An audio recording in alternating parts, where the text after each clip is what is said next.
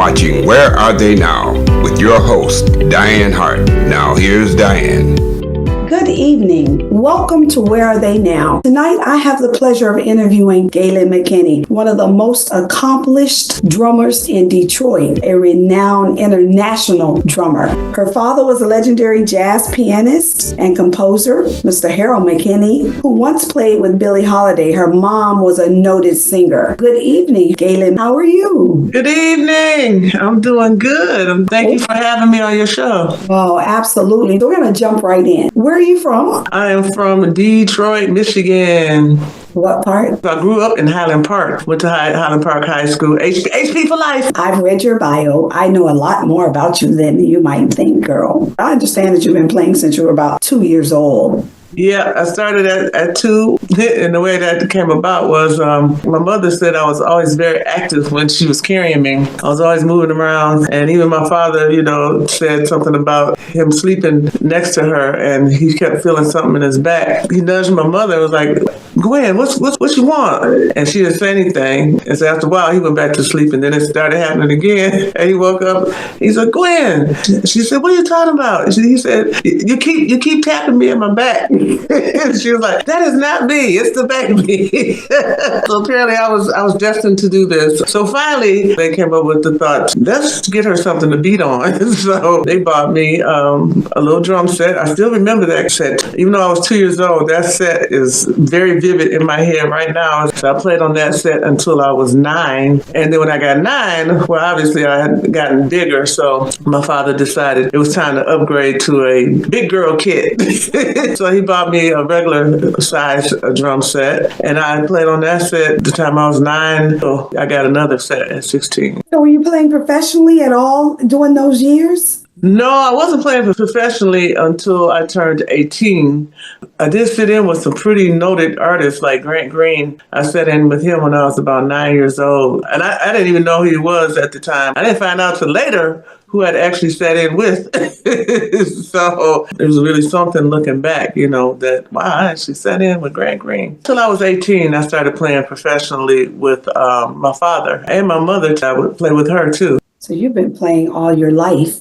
Yeah, basically. Yeah. The moment you were conceived until now. I tell people the drums chose me. Sounds like it. So when you turned 18, who did you begin to play with then? You continue to play with your parents sometime? Yeah. Who else did you begin to play with? Oh, I play sometimes with Marcus Belgrave, Ralph Armstrong. Most of the gigs were with my father and my Uncle Ray and Marcus Belgrave. Sometimes I think I did a couple of things with Mundo Harrison. Then I went off to college. I left Detroit. I didn't really come back until I was about 25. A couple of times I played with Larry Smith up in Pontiac when I was in school there. And then I started going back to Detroit at 25 is when I met Mickey Braden, who wanted to put together a band with me, Marion Hayden, and Alina Moore at Burt's when it was on Jefferson. That started my journey with Straight Ahead. So Straight Ahead was a band that you were a part of? Yeah, actually, I'm still a part of that band. Oh. Yeah, we still play. We still play together. Well, our first major gig was at the Detroit Jazz Festival, which was called the Montreal Festival back in 88. 89 or 90, we ended up going to Switzerland and in an exchange program between Switzerland and the Montreal Jazz Festival here in Detroit, because we were like the sister festival, because there was Montreal, Switzerland, and then we were calling ours Montreal Jazz Detroit. So we did an exchange, and so a Switzerland group came here, and we went to Switzerland. I think that might have been my first major out-of-town trip. And somebody heard us rehearsing and decided to put us on the main stage. Wow. And the main stage, we were opening up for an artist named Ofer Hausen, I think it was the name. And the other act was Nina Simone. Wow. So we were opening up for Nina Simone. It was like, oh my God. And we were terrified. I should say for myself, I know I was terrified. And when that curtain opened, those people were staring at us like, who are these ladies? Because no one knew who we were. The crowd was staring at us. We dove into our first song, and we played that show like our lives depended on it. We got to the end of the show, Uh-huh. And we hit the last note, and there was silence for about 5 seconds. And then all of a sudden they went, Oh no. oh my God, it actually startled us because they all of a sudden, it was just so weird. I don't know if they were in shock for a second, but they was just stomping their feet and clapping. The guy who was running the festival, he came back out to, get ready to announce the next act. And he was trying to calm them down for 5 minutes. And he's like, okay. They'll be performing again. That was a success. About a year or so later, I was at a Big Boy, the one that's on Jefferson, and ran into Sylvia Moy, who was a legendary writer for Motown, and she owned that studio on Webb. And I ran into her, and she said, "Hey, I've been hearing good things about your group, and I got some people I'd like to send your music to." And she said, "You got any video or something?" And just so happened that I had that video in the car. I said, "Well, I do have a video, and it's my only copy. It's the only one I have." And she was like, "I'll make sure, I promise you, I'm going to give it back to you, I promise." I said, "Okay." And so I gave it to her. She turned it over to Kevin Woodley. She handed it over to him, and he was with Sony Records. So, and in between that time, we had won the Sony Innovators Award, somewhere in between all of that. And so he took our stuff to Sony. Then he left Sony and took us and our stuff with him and took it over to Atlantic. And that's how we got signed to Atlantic. Oh, okay. Yeah. Let me ask you, do you write music? Yes, I do write music. I actually have compositions on 3 or 2 CDs. One CD is a project of my father's music that's called McKinfolk, The New Beginning. The other 2 CDs I have one is called It's About Time, and the other one is called Zoot Suit Funk, which is the one I just released in 2021. Those 2 CDs have my original compositions on there. And actually, straight ahead, the CDs that we did for Atlantic, I have original music on there too. Yeah. So do you write for others? Yes, I have written for others. I've also, I just recently did an arrangement of a song that a friend of mine wrote. Her name is Ms. Love, MZLOVE.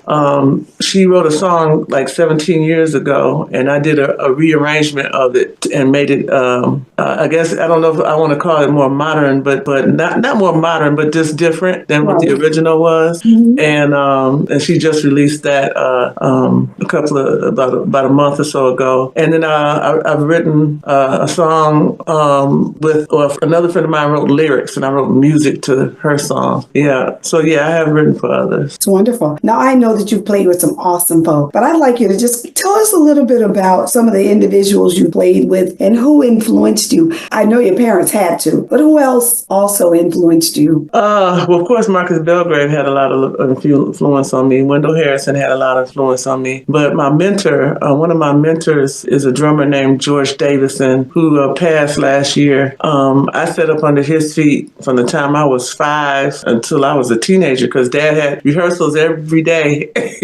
at the house. And George Davison was the drummer, except for this one time. And I know I've told this story many times, but except for this one time, George wasn't on drums, and another guy came in with a big tall guy with a stick bag, and I'm looking at him because I realize I don't know him. He's just like, I don't know who this guy is. Who is he coming in here in our house? And I said, but he has a stick bag, so he definitely is a drummer. And I was about 10 at the time, and I followed him into our dining room and sat next to him real close. And he looked at me, and he took his stick bag and opened it up and laid it out on the table. And it was like one of those moments, you hear that, oh!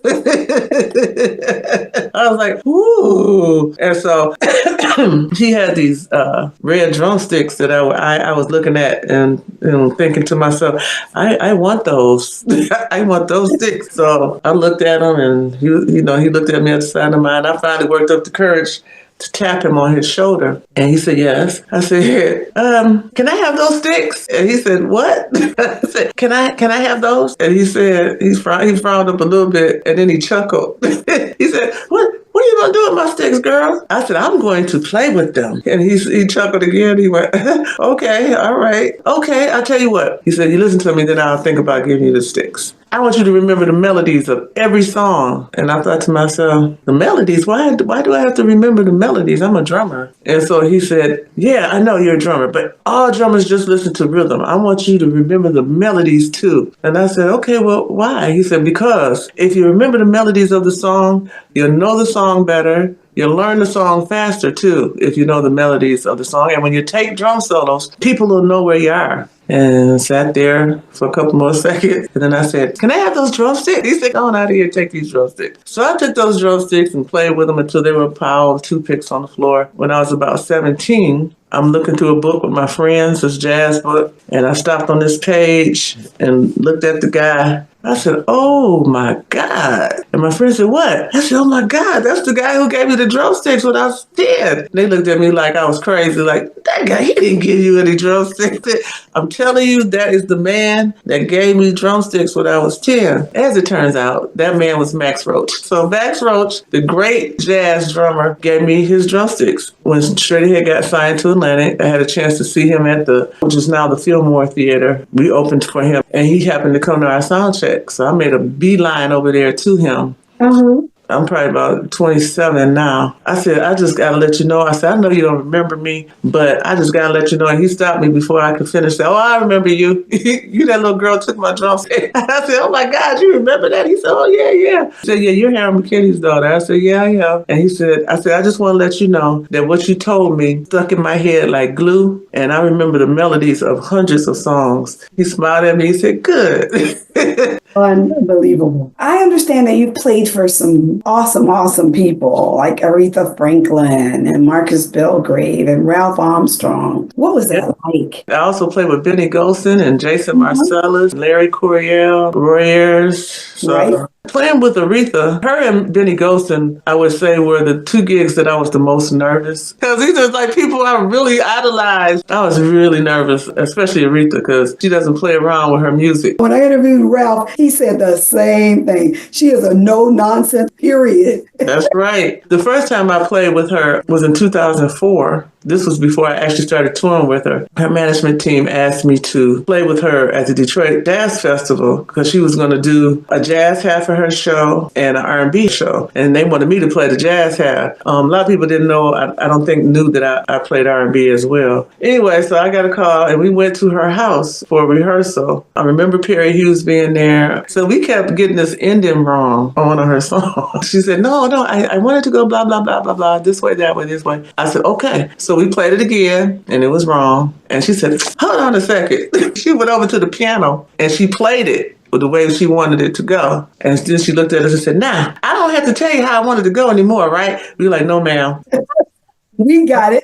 We got it now. We got it. I ended up playing her jazz half of the show. That was, before I actually ended up touring with her from 2015 to 2018. I was her last drummer. I toured with her until her death. That was a whirlwind of an experience. I met so many people. Earth, Wind & Fire, Hillary Clinton, Clive Davis, Narada Michael Walden, all these people that I looked up to, I was meeting, Like I said, she's no nonsense. She liked for you to be real, talk to her like she's a real person. And if you acted like you were nervous or too scared to talk to her, then she didn't really have too much for you. You know what I mean? She was cool. I had no problems. I was part of a massacre that happened when I first started working with her. That was the most unnerving experience. We did this gig in Jersey. When we played the rehearsal, everybody did, the went smooth rehearsal, played everything great. But when we got on that show, I don't know what happened. Those players played all in the wrong spots. They were playing the wrong stuff. I was like, what is happening? happening here? The band that traveled with her, we were all looking over there at them like, what's happening? I'm pretty sure that these were horn players that played with her before. I don't know if they were mad at somebody. I don't know what happened, but all I know is they didn't play that show well. 2 weeks went by. I was playing another gig with her, and the music director called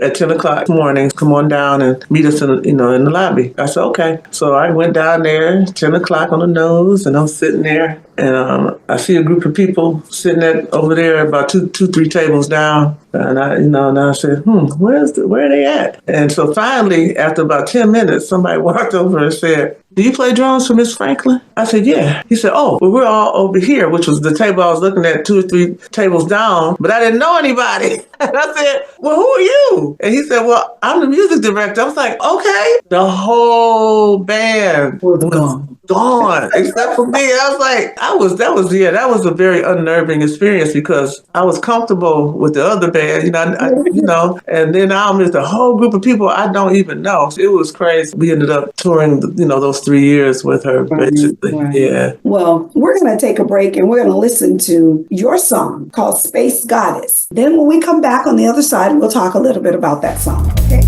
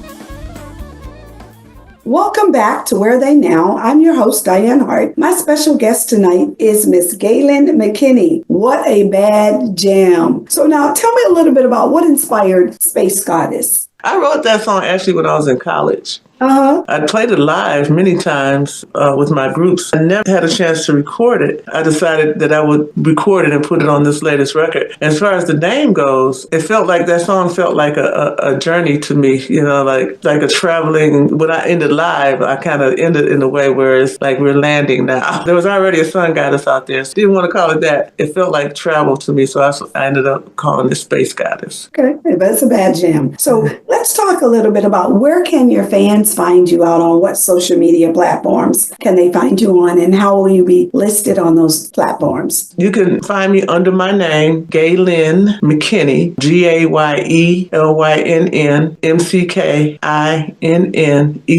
My name is connected to my Facebook page, connected to my Instagram page. I don't really get on Twitter that much, so don't worry about going over there. And neither do I, so not much. I mean, I have a Twitter page, but I haven't been on it here lately at all. Yeah, I don't even remember when the last time I went over there. But I spend most of my time on Facebook and Instagram. And I also have another page, which is called the Women Who Drum Festival page. I have an Instagram page and a Facebook page for that as well. And also a website for the Women Who Drum Festival. You can find information about the festival on those pages. I'd like you to do me a favor. If you could give any advice to up-and-coming individuals, whether they're drummers or singers, what would be some advice you would give to some of them about this industry? It's changed so much. The internet brought a whole lot of changes to the way we make money as musicians now.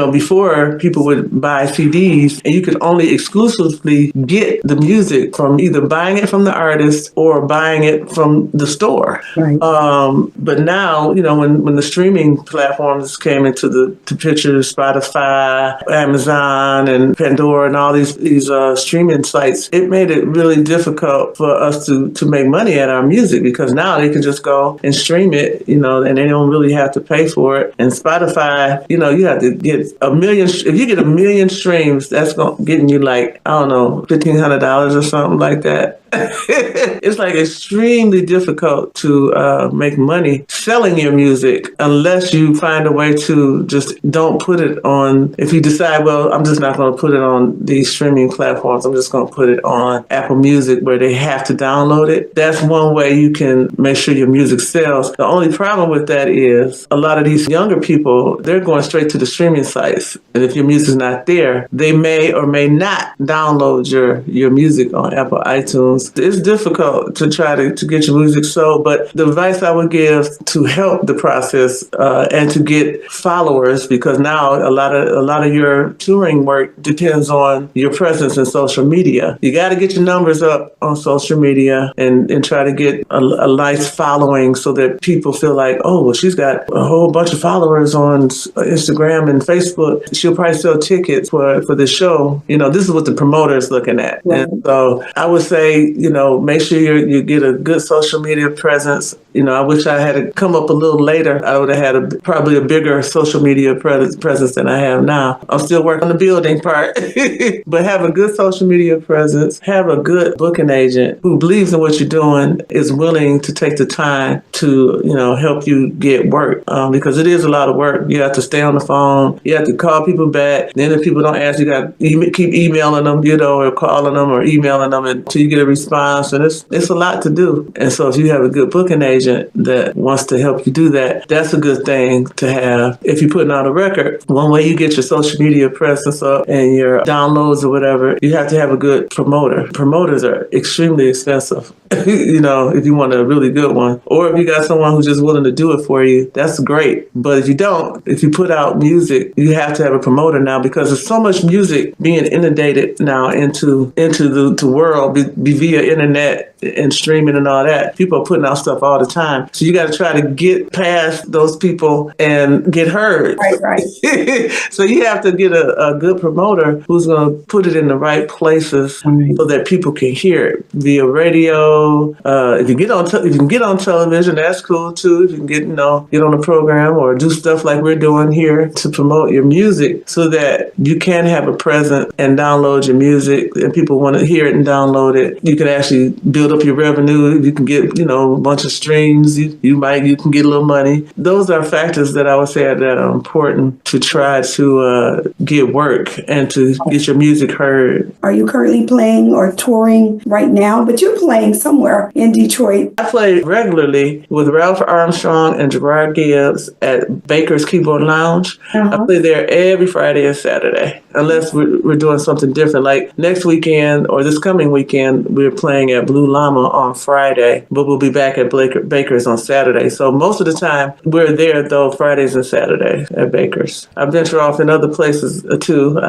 as well. Like yesterday, I did a concert with two brilliant young women who are students at Michigan State. We did a concert at Blue Llama, and we call ourselves, when we're together, GSL, which stands for Gayelynn, Sequoia, and Laura. They are really up-and-coming young jazz musicians who are doing great things and are going to be really successful. So, I get a chance to do other things, and had a chance to go to Brazil and South Africa last year. That was nice. Well, you are an awesome, awesome sister. I can tell you that. I had the opportunity to hear you play not long ago when I was in Detroit. That's right. So you burned up the drum.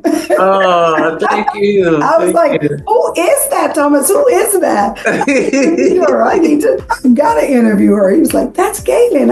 Yeah, okay. I was like, oh, you are bad. Oh, thank you. Well, I know it's about time for us to go. I hear the music. But let me say, I want to thank you for this opportunity, for allowing me to interview you. You can watch me every Thursday night on Where Are They Now at 7:30 on Detroit Hot TV. Also, be sure to listen to Detroit Hot Radio because Gaylynn's music will be being played over there. So listen to it. Please also, you can watch me on the opening statement on Wednesday nights right here from the Tampa Bay Television Network. I'm on Roku at 7 p.m. on Wednesday nights, every Wednesday night, where Gayelynn will also be on my show in Tampa. Yay! Don't forget to go to my YouTube page. You can go to it at Dianne Hart 2126. Like and subscribe, hit the bell, so every time I put up a new video, you'll get notified. It was indeed my pleasure to interview you tonight. I can't wait to hear you again. I'll be in Detroit in just a couple of weeks. So awesome. I'll be joining you at Baker's. Yay!